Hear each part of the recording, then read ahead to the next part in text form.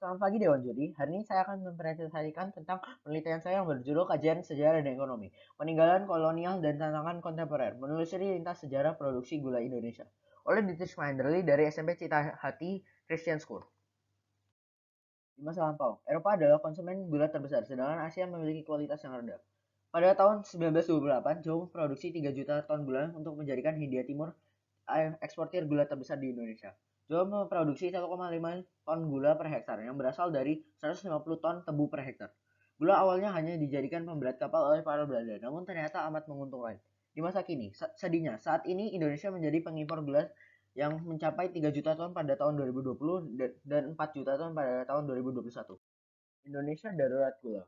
Dari sektor industri gula, Indonesia secara umum masih mengalami defisit pasokan gula yang lebih kurang, sebesar 4 juta ton. Sedang prospek usaha gula ini ke depannya masih akan memberi peluang yang sangat besar kepada produsen gula di Indonesia. Prospek produksi gula di Indonesia, keuntungan yang masih baik. Jadi, prospek bisnis gula misalnya dari perusahaan di Lampung yaitu PT Tunas Baru Lampung Tbk menyatakan di masa yang akan datang prospek gula masih akan tetap bagus, mengingat pasokan akan gula stok yang masih terbatas di Indonesia. Sayangnya, pemerintah kurang mendukung produksi gula. Sektor gula di perkebunan Lampung mengalami penurunan. Produksi dari 271 ribu ton pada tahun 2020 menjadi 165 ribu ton pada tahun 2021. Hal ini disebabkan oleh lebih rendahnya pemberian alokasi kuota impor dari pemerintah pada tahun 2021 bila dibandingkan dengan pada tahun 2020. Dapatkah permasalahan ini diperbaikan? Penelitian ini merupakan kajian historis ekonomis yang untuk mencari sebab mengapa Indonesia yang pada masa kolonial menjadi eksportir gula terbesar justru pada masa kini menjadi importir terbesar. 1. Dari sudut historis, apakah yang menyebabkan Hindia Belanda menjadi eksportir gula terbesar? 2. Mengapa produsen gula tebu tradisional di Indonesia menghasilkan sedikit?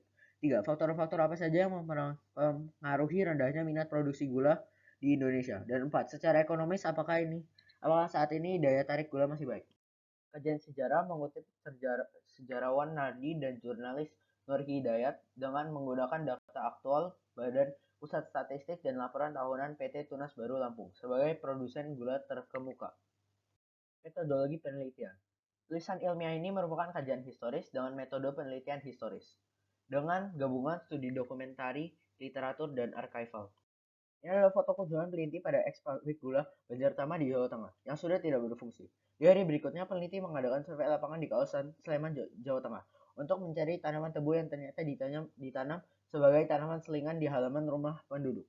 Wawancara petani Ibu Eka menyatakan tebu tidak dipilih karena panen sekali dan untungnya minimal sekitar 700 sampai 1000 rupiah per kilogram. Pembicaraan dengan pengawas pabrik Wilmar dari Gresik menyatakan bahwa Wilmar di Indonesia tidak memproduksi gula karena kurangnya akomodasi dari pemerintah. Sedangkan gula dan etanol dari tebu diproduksi Wilmar di India, Myanmar, dan Australia. Di sana pabrik dijalankan dengan listrik berbahan bakar ampas tebu. Faktor historis zaman kolonial yang menyebabkan Hindia Timur menjadi eksportir terbesar gula adalah 1. Pertanian kolonial berorientasi ekspor. 2. Investasi infrastruktur dan manajemen pabrik yang efisien. 3. Pertanian masif menyebabkan pasokan bahan baku gula yang stabil. 4. Jaringan dagang Belanda yang mendunia. Dan 5. Iklim yang cocok. Petani tradisional di Indonesia menghasilkan amat sedikit tebu, disebabkan 1. Kurangnya pengetahuan. 2. Kurangnya akses teknologi. 3. Tebu seringkali merupakan kegiatan musiman dan sampingan. Adapun faktor yang menyebabkan produksi tebu menurun adalah 1. Harga yang dibayarkan tidak cukup tinggi. 2. Petani mengalami kesulitan mengakses pasar. Dan 3. Kurangnya komitmen serius dari pemerintah. Dan 4. Jumlah lahan tebu yang terus menurun. Apakah gula menguntungkan? Sebenarnya gula masih amat menjanjikan, misalnya ongkos produksi India adalah Rp5740 per kilo. Di Indonesia, profit antara 28 sampai 32% yaitu PG Mojo dan PG Tunas Baru Lampung, gross profitnya adalah 30,26%. Jadi gula masih amat menguntungkan. Dari keuntungan gula komposit adalah 128,4% sebanding dengan masa kolonial. Adapun hasil penelitian. Setelah merdeka, Indonesia gagal menjadi pengekspor gula terbesar. Ironisnya, Indonesia justru menjadi importir gula terbesar. Kesalahan tata kelola gula, kurangnya akses teknologi, pengetahuan dan perdagangan petani diperparah oleh ketidakseriusan pemerintah menyebabkan produksi gula di Indonesia rendah. Pertanian dan produksi komoditas gula amat menguntungkan dan perlu penelitian lanjutan untuk mengusul formulasi strategi.